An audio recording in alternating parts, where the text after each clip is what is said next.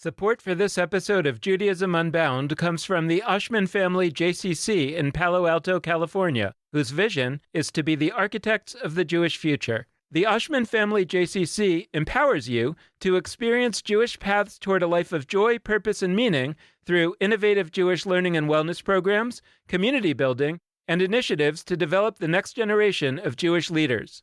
Learn more at www.paloaltojcc.org. This is Judaism Unbound, episode 353, The Torah of Creativity. Welcome back, everyone. I'm Dan Liebenson. And I'm Lex Rothberg.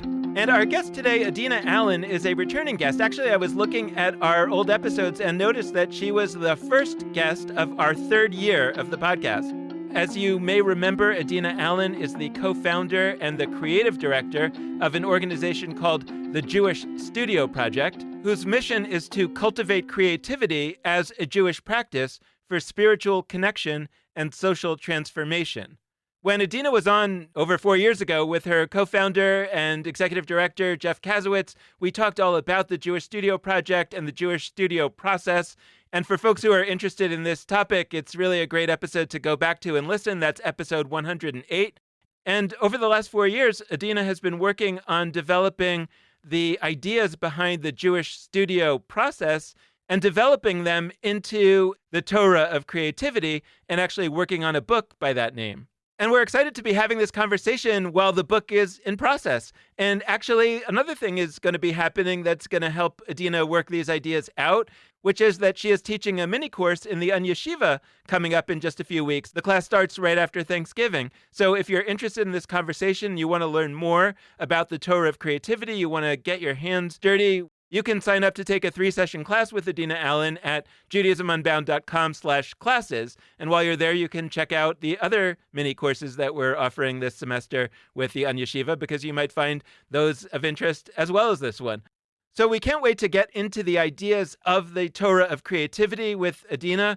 Before we do, just a few more words of introduction. As I mentioned, Adina Allen is the co-founder and creative director of the Jewish Studio Project. She has rabbinical ordination from the Hebrew College Pluralistic Training Program in Boston and is also the recipient of the Covenant Foundation's Pomegranate Prize for Emerging Jewish Educators. That's a very prestigious award recognizing up-and-coming Jewish educators, and Adina has up and come. She's here. The Jewish Studio Project says that cultivating creativity is a core competency for navigating the challenges and harnessing the potential of our time. Creativity is the wellspring of our deepest power and among the best tools we have for exploring, adapting, and bringing forth new ways to thrive in our ever-changing world. Creativity is inherent within all of us, yet we live in a society in which most of us are cut off from this essential part of who we are. This is a crisis of spirit and imagination, and the Jewish Studio Project exists to address this profound need. Through ongoing community programs, immersive experiences, creative facilitator training, and professional development partnerships, the Jewish Studio Project is building a movement to activate the creative power of the Jewish community. Adina Allen, welcome back to Judaism Unbound. It is so great to have you here again. Yay, thanks so much for having me. It's great to be here. Well, I'm trying to think about the genesis of this conversation, and I think there was a time where we were supposed to have a meeting with a bunch of people, and only you and I showed up. And we said something like, how are things going? And you said, I'm working on this new set of ideas, and I think it's going to become a book, The Torah of Creativity. And I said, oh, well, great. Then when you come out with the book, we'll have you back on the podcast, because we like to do that to promote the book. And I think you said, actually, I'd like to come on the podcast sooner than that to work out some of the ideas on the book or to share where that thinking is, and that will really help me. So that's why we're here. So could we start with just a basic introduction to the idea? What is this all about, the Torah of Creativity, or how did it come about, or wherever you think the right place to start this story of your thought process is? The Torah of Creativity, I would say, is both, it's a lens on Jewish text and tradition that lifts up creativity as an essential human capacity. And it's something that inspires hope, especially during times of uncertainty and change, which, of course, we're living in right now. So it's a lens that we can bring to Torah and look at the text through. And then I would say it's also the body of work, that's sort of the body of thinking, interpretation, understanding that comes out of looking at Torah through that mode. And for Jewish Studio Project, it's sort of the guiding nuggets of wisdom of Torah, theology that sort of frames and guides and underlies all of our work, where the Jewish Studio process, which is our sort of hands-on practice, is the practical. And there's an interplay between the conceptual, this Torah of creativity, and the practical through this praxis. So this idea, this philosophy, this lens, was this nascent that you then took these ideas and made the Jewish Studio Project the practical manifestation of them? Or are you describing something where much more so the Jewish Studio Project was a praxis that emerged for a set of reasons and out of which is emerging? So this lens is emergent, and then it kind of creates this feedback loop where they start to feed into each other and accelerate, which I think is the best kind. Yeah, I think definitely that this feedback loop. I mean, when I think back to the opening of the doors of Jewish Studio Project's physical studio space in Berkeley, now everything, almost all of what we do is online, but we have this physical studio space where we bring our cohort programs, and it's really the demonstration site of what we do. On the wall, there are 5 of what are now 6 sort of foundational Torah beliefs, this like kind of foundational Torah of creativity. So that was sort of there in the beginning, but I think my and our understanding of the richness and the creativity inherent in those ideas has just blossomed and expanded through the last 7 years using the Jewish Studio process. I want to talk about what's creativity and the Torah of creativity. I mean, I'm really excited by that framing, mostly because, like a lot of our favorite framings at Judaism Unbound, I feel like it involves upending implicit notions that people have received. Sometimes explicit, actually. And what I mean by that is when you hear creation or creator in Jewish life, you think God. Like God, if you were to come up with like nouns that end in, I guess in this case, OR, but like ER, like doer, creator, talker, like creator is one of the more common nouns that I think God would be referred to with in English, like the one who created the universe. And I think that in many ways, a lot of people's pushback on us, on Judaism Unbound, and all the ways we call on people to invent, to do new forms of Judaism, it comes from this place of like, who are we to do that? That's like a thing God does. The Torah of creativity implies that there is Torah in creativity. And also, I think that we are the ones doing it, not just God. So like, what are some of the ideas out there that people have that you're reacting to in asserting that there is Torah in creativity, and not only that it's like maybe the most important Torah for us to focus on? Yeah, thanks for that question. So if maybe first we should define Torah and creativity, and definitely thinking about the notions in dominant culture that we're pushing back against. So first, to just assert that I understand creativity as inherent in all of us, each and every one of us. That simply by being human, we possess creative capacity. This is innate to what it means to be a human being.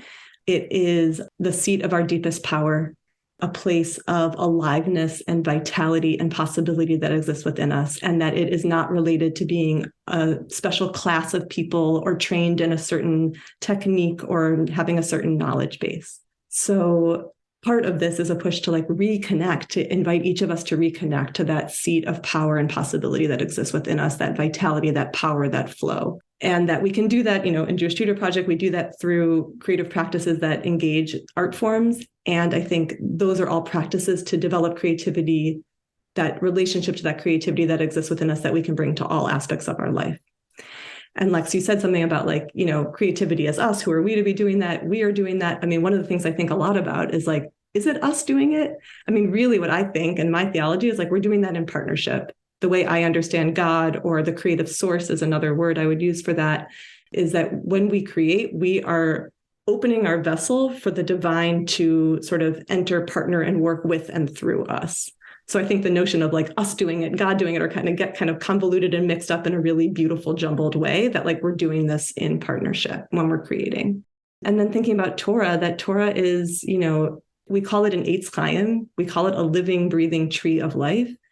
And to me, like, how else is that ground watered and the roots nourished and the mycelial networks, woven together, except through our ongoing creative interpretation and engagement with it, right? So to me, it's not departing from Torah to do that. It's actually like the task that we were brought here to do. And the fact that when we bring our creativity to Torah, we get to then see back, reflected back to us, all of these teachings about creativity, I think is really enlivening and affirming. So here I want to sort of break the fourth wall of our podcast, because there's an episode that we recorded a couple of weeks ago that actually hasn't been released yet, where Lex asked a question that I thought was really great and that connects to what we're talking about here. And I want to kind of float it by you. But then our listeners, when they hear that question later, when Lex asks it so brilliantly, just know that it was his question and he asked it first, and I'm just following up here. But Lex pointed out that so often in the Jewish community, when art and creativity are talked about at all, they tend to be talked about as means to an end, which is, well, how did that, studio project experience lead you to go to synagogue more often now? How are we going to measure the effect of this art? And it's going to be in how much you did things that we consider, quote, the Jewish things. And Lex asked, what if we just framed it the other way completely, and we said that the way that we should measure the effectiveness of synagogue is whether it got you to be creative? And that essentially is what I'm asking here, whether that, when you say that creativity is, again, you use much more beautiful language that I don't remember, but, when you say that creativity is this inherent human thing that should be flourishing and that maybe tends to be suppressed, not necessarily intentionally, maybe also intentionally, but that people are kind of, the way I hear that is that people are kind of living their lives with their creativity, which is just as human as breathing or working or whatever things that we imagine are the things that humans are here to do. Creativity is just as much that, and yet people don't generally live their lives where creativity is flowing out of them. And if we understood Judaism and things like whether it's going to synagogue or studying Torah or whatever, quote, Jewish type activity you want to talk about, that's the means to an end, what would that experience of Judaism be like? Yeah, totally. I think, creativity can be code word for so many things, and it's used in so many different contexts. But I think it's about accessing the authentic core of who we are. And once we're in touch with that, when we bring that to anything, to synagogue, to Torah, to spiritual experience, right, it becomes more alive, more relevant, more meaningful. And one of the things we've been thinking about is studio as sanctuary. So what would it be to have studio, whether a physical art studio or more the idea of it, right? Studio as a place where we are with the raw and messy and in process and glittering and queer and raveling and unraveling at the same time parts of ourselves that maybe we don't always or can't always take out into all the different parts of society. But the studio is a place where those things can be out on the table, can be played with, where we get to do that alongside and in proximity with other people, where the walls have marks on them, where there's found in natural objects, and that is a spiritual experience because that's bringing us in touch with our authenticity, the authentic experience of who we are. When we think about Torah of creativity, for us right now, there are sort of 6 underlying sort of nuggets of Torah that are the foundation of that. But I can just start with a couple of them. So foundationally, taking the line B'Tselem Elohim, that we're created in the image of the divine, that Torah begins, Bereshit bara Elohim, in the beginning, God created, right? God's first act, as Lex was saying earlier, is the creator, the creative source of the universe. The first verb is to create. And a few verses later, we're told that human beings are created in the image of that divine creative force. So I think Torah forms and sets up for us right there in these opening chapters of Genesis, a Torah of creativity, that God is the creative force of the universe. We are created in divine image. We are created inherently creative. And then I think we get to look at God's creative process in shaping the world and see then, what does that say about our own creativity and our own creative process? So another one of the sort of underlying building blocks is tohu vavohu, which translates as chaos and void. And our sort of interpreted translation of that is creativity comes from chaos and void. Part of what we're doing is also re-understanding these foundational stories that have been understood and translated in a certain way. And I think in a way that has been tainted by, influenced by capitalism, white supremacy culture, patriarchy, etc., and lifting up other elements of the story that they're part of. That is what is the Torah of creativity. So most of us are taught that the world was created from nothing was there, and God is so powerful because God could build and shape and create the world from nothing being there. When in actuality, if we go and look at Genesis and at those opening lines, there's a lot there. There's tohu vavohu, this chaos and void. There's darkness. There's the tehom. There's the depths. There's the mayim, the water. What is it to think about God as the creator, digging in and working with these raw elements that pre-existed, and that those being God's beautiful materials for the creative process? And then what does that mean for us? And thinking about both sort of psychologically, the chaos and void that exists within each one of us that we get to work with through our creative process, and tangibly, sort of the chaos and void of our world that we're working with to transform. I'm finding myself drawn to just dwell in Genesis a little bit more. So we talk about God creating, or God the creator in Genesis.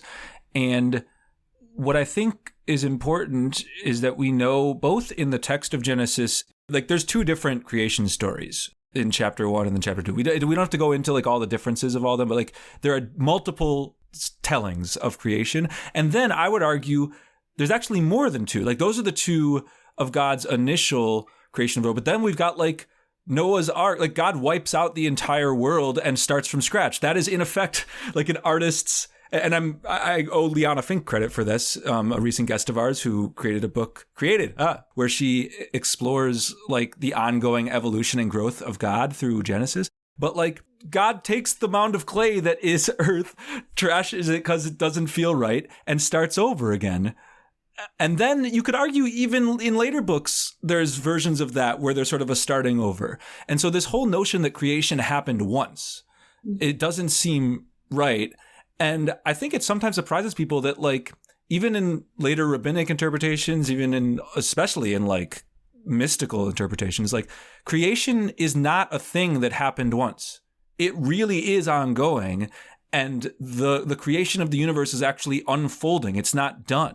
Can you help us get at that question of ongoing creation versus, I don't know, one-off creation, or ongoing creativity versus one-off creativity? Because I sense that that's really important to both your ideas and our own as Judaism Unbound, as an organization, as a project that is premised on the idea that not only is it our opportunity, but it's like our responsibility to engage in new creative acts constantly.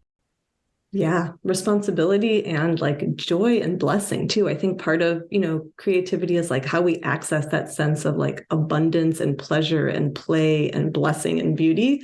Not that the creative process always feels like easeful, but I think when we are tapped into that place of vitality and aliveness in us, there is a sort of like joy and pleasure that also comes with that. So in addition to just to add that on and build to the words that you were offering, Lex, which are also real. Think a lot about the line in liturgy, right? God as the one who renews daily in an ongoing way the works of creation, mechadesh b'chol yom tamid ma'aseh reshit, and that happens through us. And I would say also the more than human world, right? All living beings, that we are the ones partnering with God in the constant renewal and recreation of the world. But to say yes, right? There's a creative process that we see in Genesis that builds on itself, right? Day 1, day 2, day 3, there's a little something made. And again, often we're told this as God as supreme architect who has this roadmap that is planned, that God is executing step by step. And that's one way to read the text.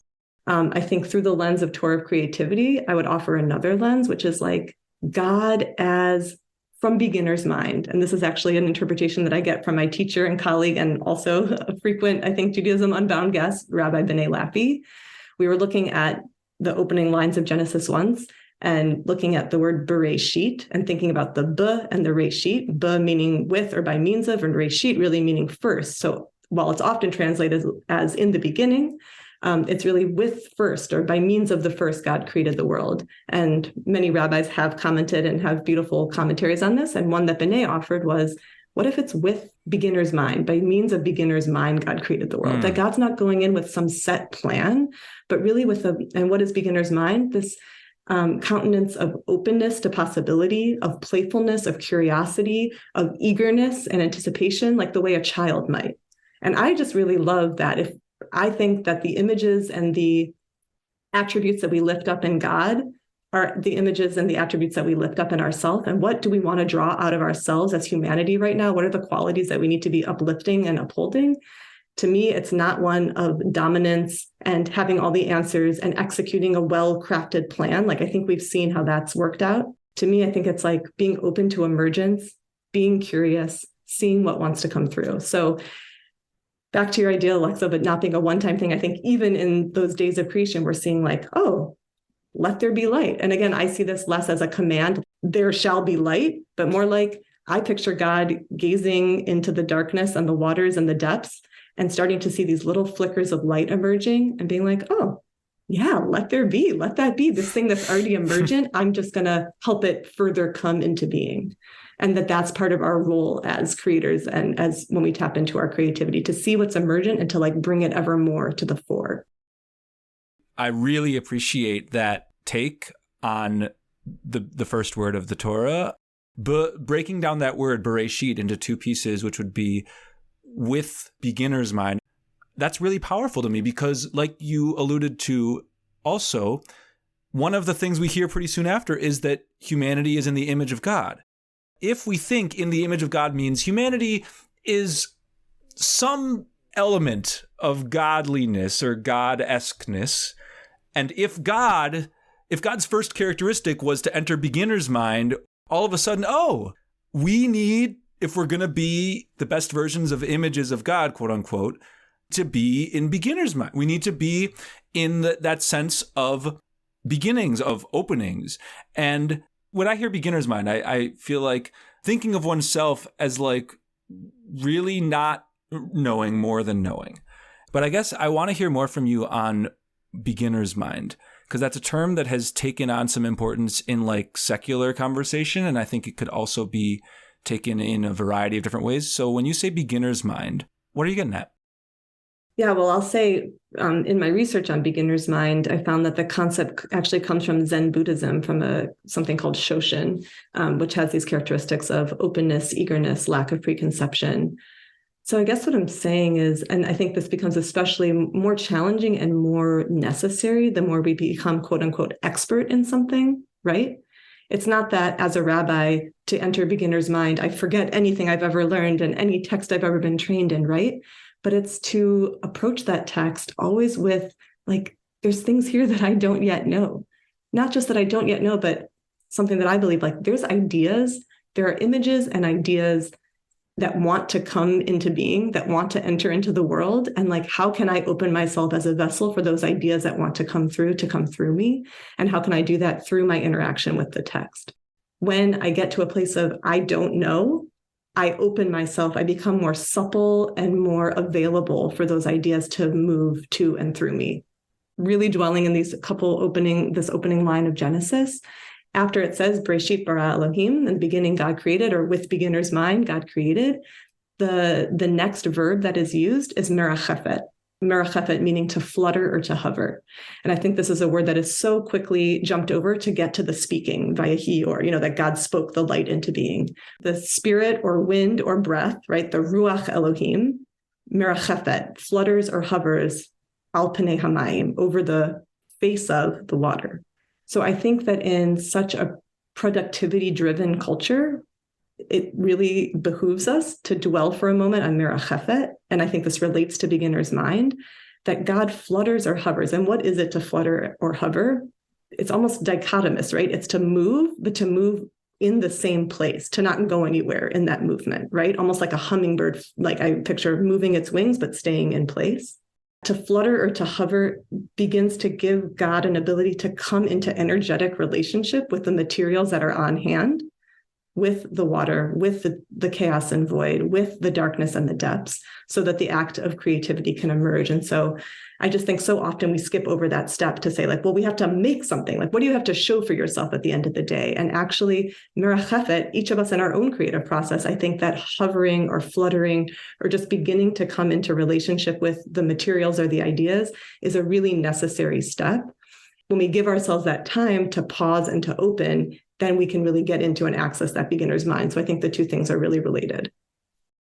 I'm thinking about, for the first time, I'm thinking about what you were talking about earlier with Lex about the multiple creations. And granted, if we take the Bible seriously as history, then you are faced with this tragedy of actual human beings being killed by God or actual animals being killed by God. But if we read it as something other than history, as a story, then yeah, you feel bad about that because you're supposed to care about the characters in a story, but you also are able to recognize that what's being described here really is the creative method.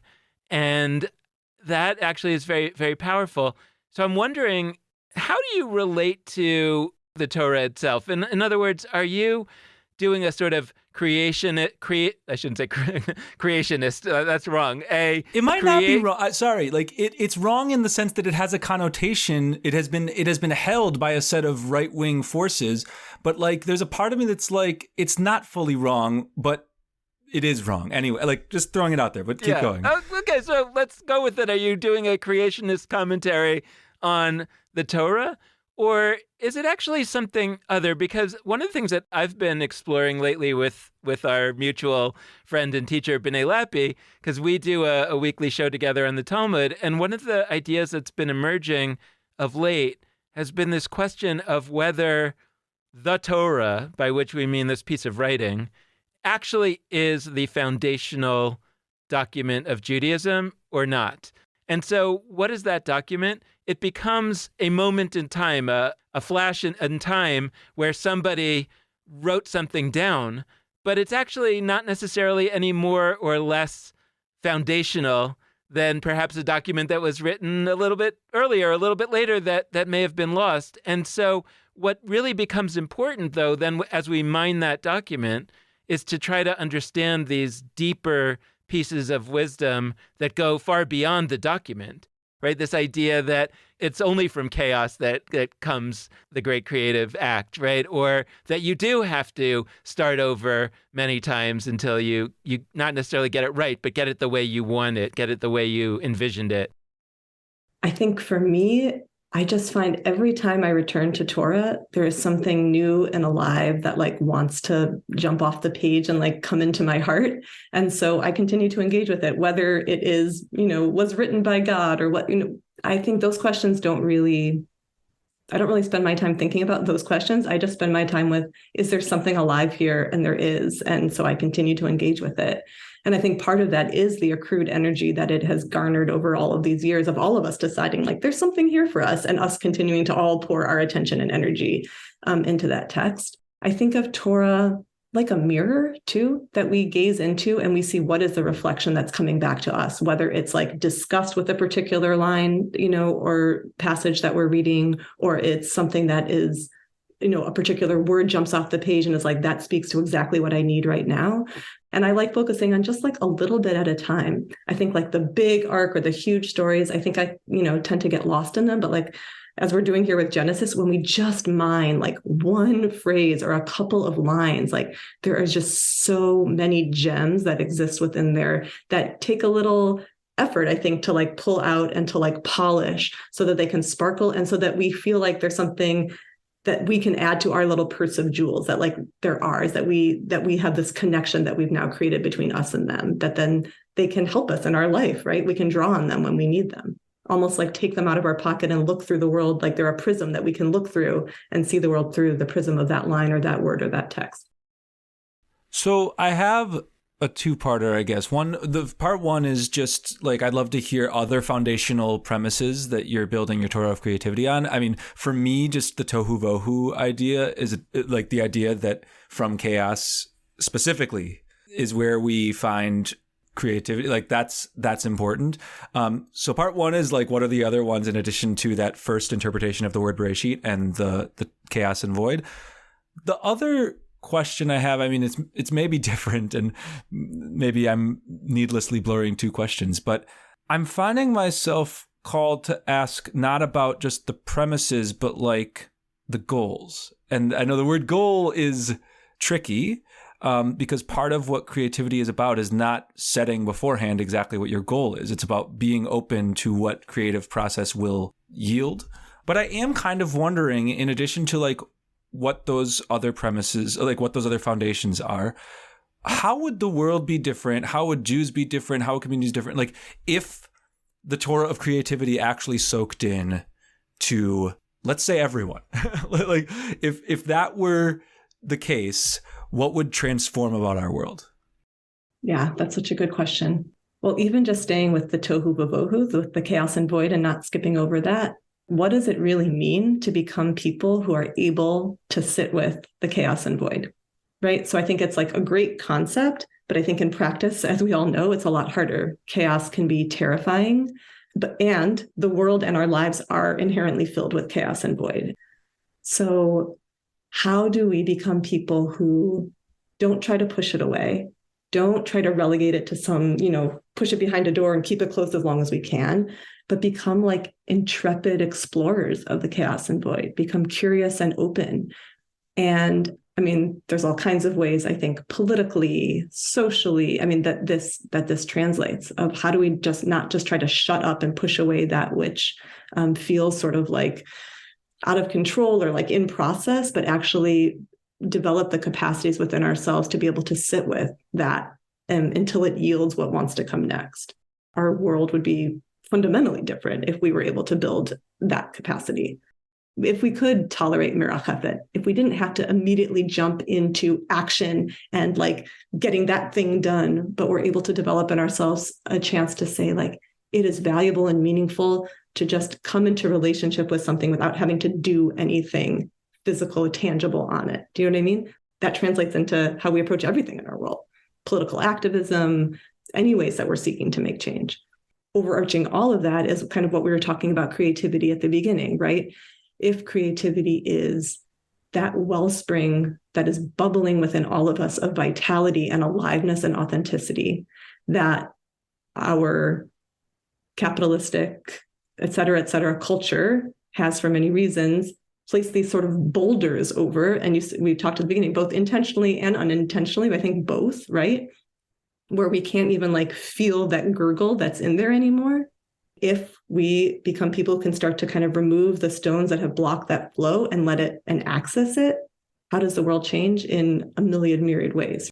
And so that touches in on sort of the third of the foundational texts or belief, which is Ehyeh Asher Ehyeh. We could have a whole nother podcast on all the ways to translate that, but I will be that which I will be. And this is how God self-identifies to Moses at the burning bush. When Moses asked God, like, who should I tell the people is sending me to liberate them from Mitzrayim, from Egypt? And God says, tell them Ehyeh Asher Ehyeh is sending you.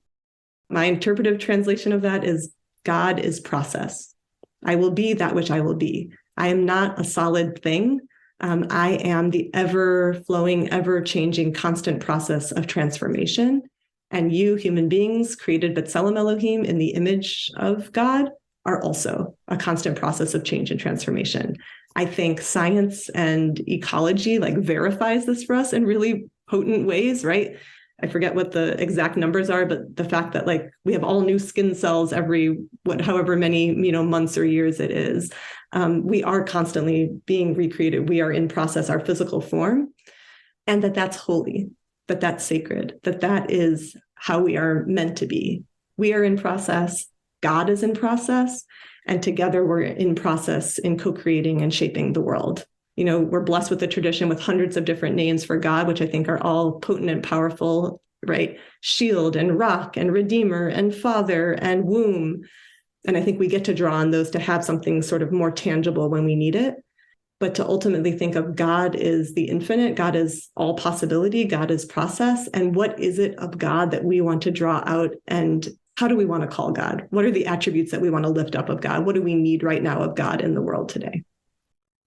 Yeah, when that idea that God is Ehyeh Asher Ehyeh, I will be what I will be, I am what I am, however we want to translate it, that connects to one of God's names, which is written out Yod Hey Vav Hey. People can pronounce it different ways, often translated as the Lord.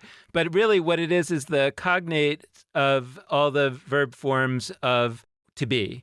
And so it really is this whole idea that you're talking about, this process that I was, I am, I will be, right? It's this sort of flowing idea. And one of the things that I really love and that I've been trying to mine and think about with other people is there's this scene in Exodus, I think it's chapter 6 of Exodus, where God is kind of reintroducing God's self to Moses after the burning bush. I don't know exactly why, different author. No, but there's some reason why that's happening. And God says, I was known to Abraham, Isaac, and Jacob as El Shaddai, but I never revealed to them that I was this name. But I mean, the way that you're translating it, right? I never revealed to them that I was process. I never revealed to them that I am this ever-changing flow and that so are they.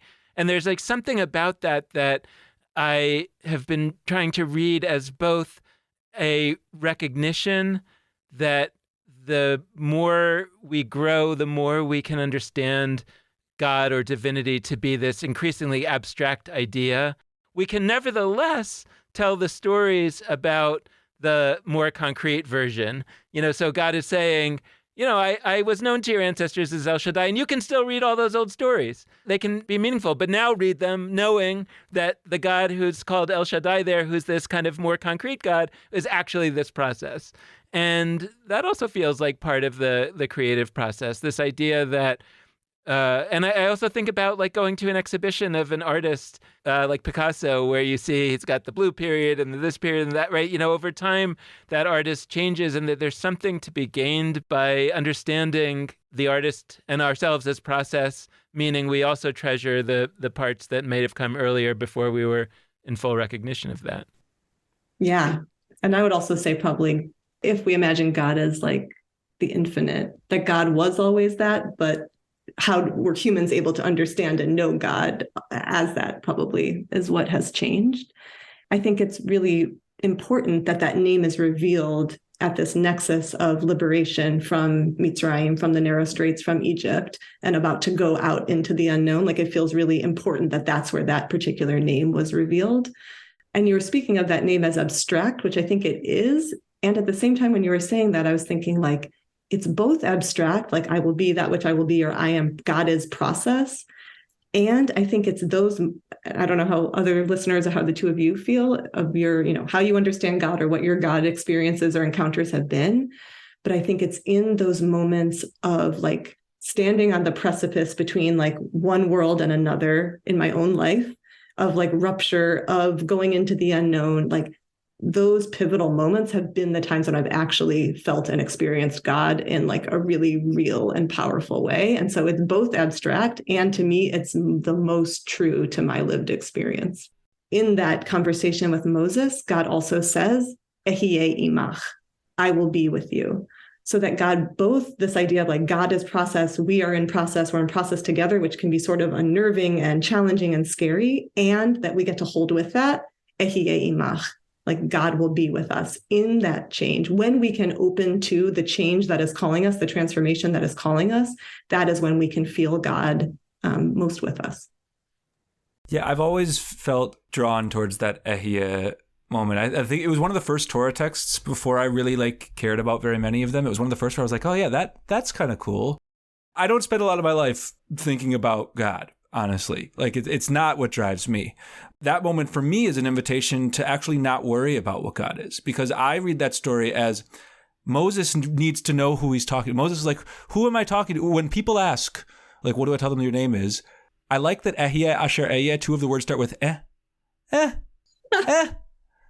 And also all three in Hebrew, like Ehyeh, I don't know, there's something about it where it's just like, I'm not being articulate, but like, that's how the word kind of sounds. And we don't even know the vowels originally. Like, it's just like, and then I would translate it as I will be what I will be, but in this tone, I'll be what I will be. If you need a name, just say the name is Ehyeh, Asher Ehyeh. But I don't even think that's God's name. Like, it's not a name. It's just saying like, don't worry about the name. I'll be some names here, some names there, and it'll all work out. That's how I've generally latched onto that text as somebody whose actions are not driven day to day by a sense of God. Anyway, that's like a thought on the Ehyeh piece. I have a question about just Jewish Studio Project, because I'm finding myself today in this beautiful tug of war, in a good way, between like high-level bird's eye view ideas and practical reality. And I feel like we've done a good job of thinking really expansively on the high level about what the Torah of creativity is. But I'm curious to think about some practicals, because really, like, I'm interested. There's a few movements in Jewish life today that I want to be a part of. None of them are movements called Reform, Conservative, Orthodox, like those kinds of movements. All of them are lowercase m movements. No shade at the denominations. It's just like that's not the kind of moving that I am looking to do.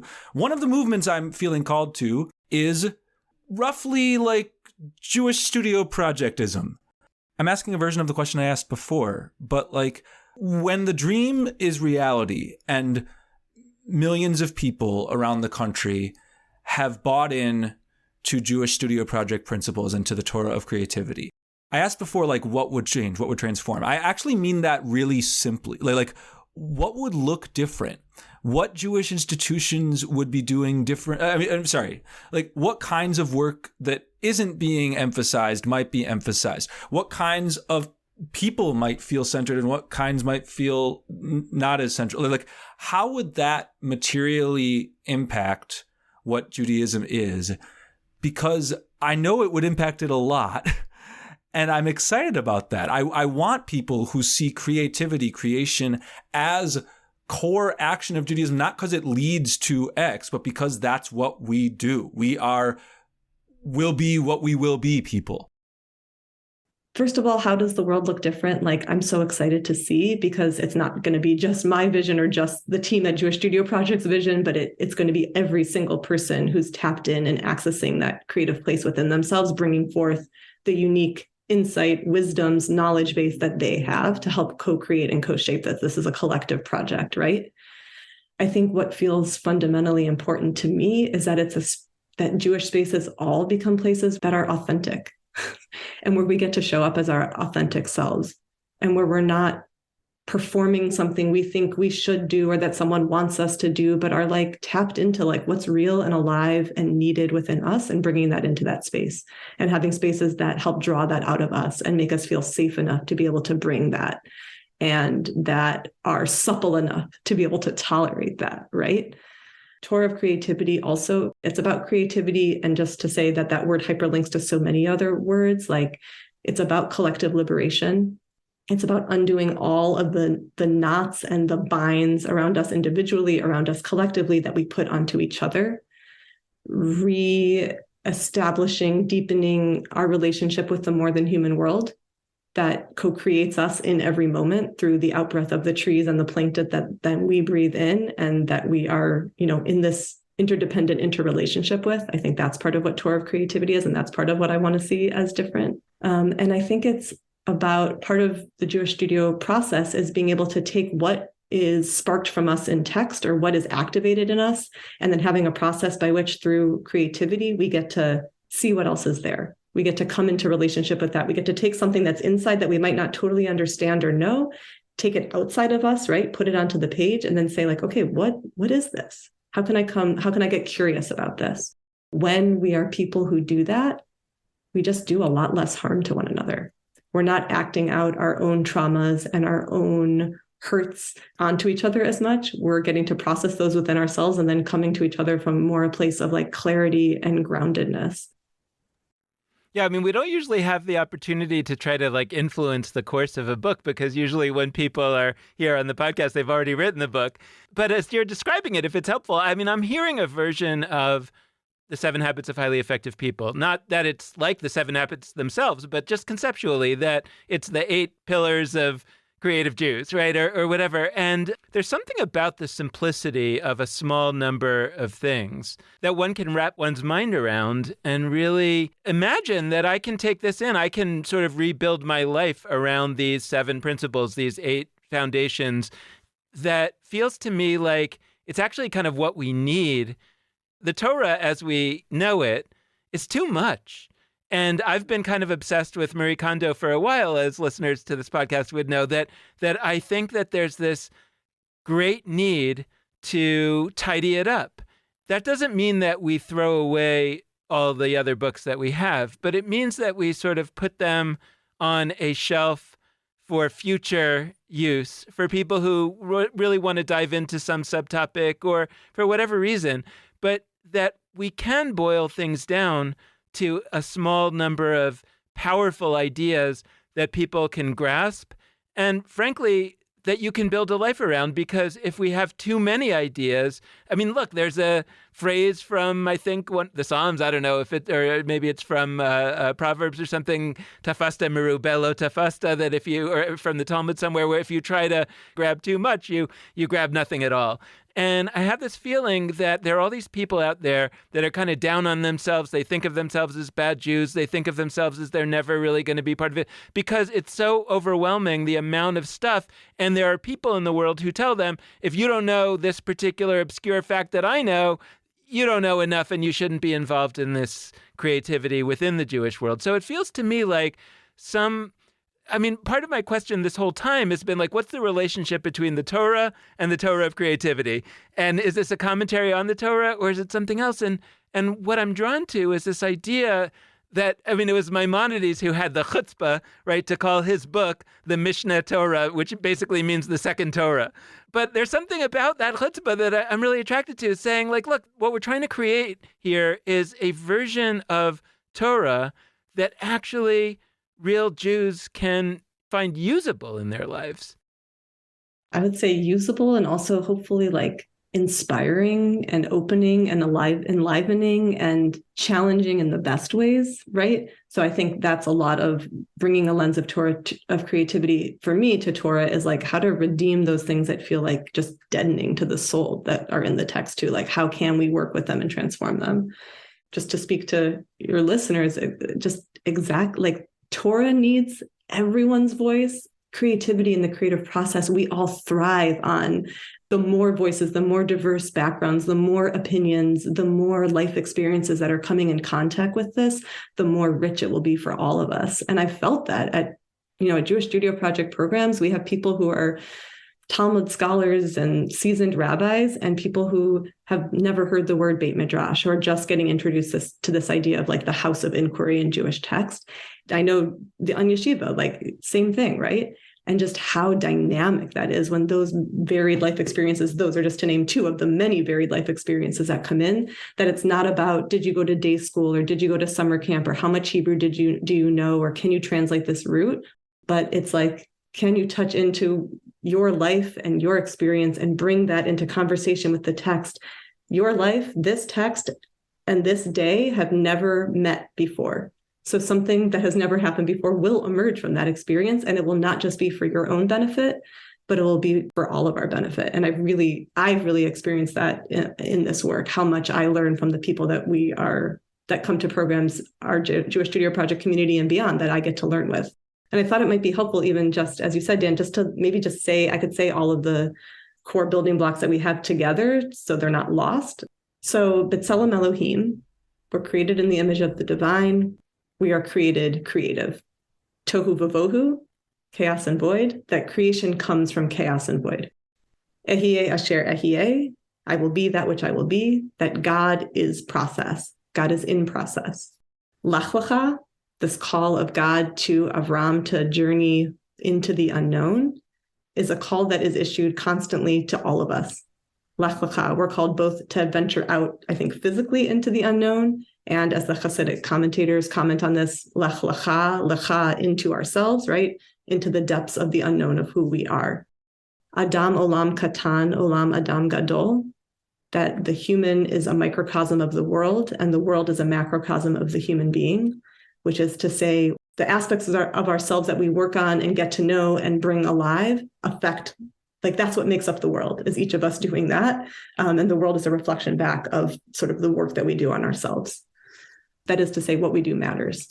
And hafochba, which comes from the Mishnah. Hafochba v'hafochba dekulaba, written about the Torah, turn it and turn it, for everything is in it. How do we take this attitude of turning and turning to how we understand ourselves, to how we understand the person across from us, to how we understand the newspaper headline that we are reading on the page? How do we get really facile and flexible in that action of turning and turning to see things from ever new perspectives, knowing that they contain multitudes? The hafoch, idea. I mean, in a sense, it's invert or upend. Like there's a way. So you talked about it as turn it, and I think that's usually how it's translated in the context of like turn the Torah, like look at it from different sides. But in Purim, in the holiday Purim, it's all about inverting. It's about taking something and making it the opposite, which I think is maybe surprising to people, that like we actually have traditional teachings that we should take some of our stuff and just flip it on its head. That's actually a guiding principle. Hefech is the word for opposite in modern Hebrew. It's the same root. Like so when we talk about over and over again on this show, and we talk about at the end of Shiva, we say, oh, we're doing learning and unlearning. We're trying to invert certain things that we have received. And by the way, an inversion is actually not a rejection. Like to invert in math, if you make a 7 a -7, it's still a 7. Like it's, I don't know. There's a way in which inverting something is actually not totally annulling it. Making a 7 a 0 is annulling it. That's why null, to make null. But to invert is actually to keep the essence and channel it in an opposite direction. So like, I think that part of what the Torah of creativity is asking of us is an inversion, but not an inversion in the sense of a discarding, but an inversion in the sense of a redirect. First of all, I'm going to quote you in the book. I'm super excited by what you just brought. I love the naftochu and thinking about Purim and thinking about dekula ba, right? That everything is in it. So it's like you're inverting it to find the other aspects that are within it, because we all contain, the opposite is also within us. Do you know what I mean? Like something about the dekula ba feels really important there. And I was also thinking about, as a former yoga practitioner and instructor, I was thinking about inversions when you use that word, and inverting, and like headstand, handstand, just like how important inversions are to get the blood flowing in the opposite direction and to bear weight in places that we don't normally bear weight, to like improve the muscle mass and bone density there. And so just like how vital inversions are, just like physically. And I was also thinking about the ba, right? We say turn it, which almost makes it feel like this, like, I don't know, it's an inanimate object. Like we get to turn it and do whatever we want with it. Like, I don't know, is there consent of the Torah? Like, I don't know, it just makes me think of it. But I also think, ba can also be like in it, turn in it and turn in it, where like we actually have to go and enter in and become a part of. And then we get to like dance and turn and move and invert around within that material and see what we find. And something about just like entering into it feels different than like standing on the outside and turning it. And maybe both stances are important and true. I'm excited to be in your book, but this is, know that I'm receiving that mostly as like a teaching from you. And so you're going to quote me, and I'm like, well, I got it from Adina on her show. But anyway, that's the cycle of learning. I only have one more question, and I guess that's basically going to boil down to like, there's listeners out there hearing this, and like, what might they take away? And so like, there's two categories of that. One thing I hope many of our listeners will take away is like, you can have 3 weeks of this in a gorgeous mini course called the Torah of Creativity, starting just after Thanksgiving. Take it. It's going to be awesome with Adina Allen. But let's imagine, sadly, the majority of our listeners who are not going to sign up for that course. If this is the fullness of the course that they're receiving, this episode, what's kind of the essence, the ikar? What's, as they head off to make dinner or get out of their car as they're listening, like what's their parting thought, or maybe knowing you, their parting question or parting starting point for some next creative process? You are creative. Creativity exists within you. We live in a culture that cuts us off from it. And there are ways that we can practice getting back in touch with that vital, life-giving source within us. That tapping into your creativity is not only enlivening for your own psychological, spiritual health, mental health, but when you're in touch with your creativity, that is a gift that you're bringing to everyone around you and to the world and to Jewish tradition when you can bring it there.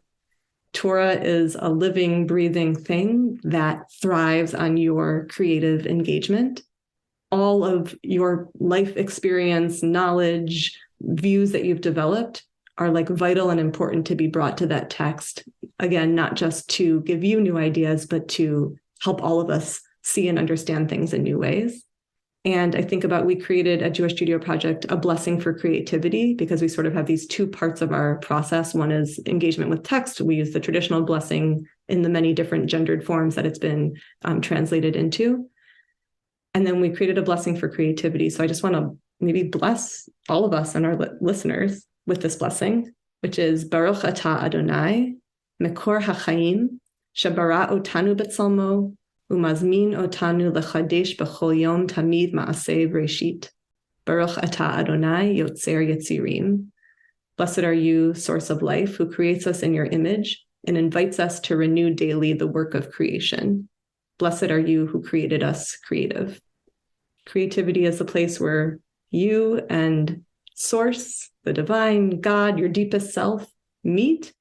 And part of our work in this life is to uncover those boulders so that we can find and meet and partner with that source to bring forth the world that we desire. Amen. And as you may know, but definitely some of our listeners know, on this show, our translation of Amen is exactly what it sounds like, which is I'm in. I'm in for a world where we recognize that we are created creatively, created creative and creatively. But I'm really ready to Amen enthusiastically that blessing. We will share the text of that in our show notes for those who want to use that over and over again in the future. That to me is a gorgeous blessing for many contexts. So thank you so much, Adina Allen, for joining us. Thank you in advance for an incredible course that you're going to bring to our students. And this has been a fantastic conversation. Thank you so much, Lex and Dan. Thanks for having me. And thanks so much to all of you out there for listening. We hope you've enjoyed this conversation, and we hope that you'll tune in again in the future. Another reminder, like Dan mentioned at the top, we've got some amazing Judaism Unbound mini courses coming your way. We've got 5 different options for you. You can check them all out at judaismunbound.com/classes, including Adina Allen's amazing course, The Torah of Creativity, which will take the themes of this episode and really deep dive them even more. So definitely check that out if you enjoyed this episode, which I'm sure you did. Head to judaismunbound.com/classes. Check it out. Check out all our courses. In general, always be looking for new Yeshiva courses. There are a bunch, and they're really awesome. With that, we are going to close things out. And as we do so, we'll encourage you to be in touch with us. We love hearing your questions, your thoughts, your concerns, your ideas, all of those things. And you can be in touch in any of the following ways. There's our Facebook, Twitter, and Instagram pages. All of those are at Judaism Unbound. There are our email addresses, dan@judaismunbound.com or lex@judaismunbound.com. And we also deeply appreciate if you are able to support us with a financial donation of any amount, whether a monthly recurring donation or just a one-time gift. We are deeply, deeply appreciative, and you can do that via judaismunbound.com/donate. So thank you so much for listening. And with that, this has been Judaism Unbound.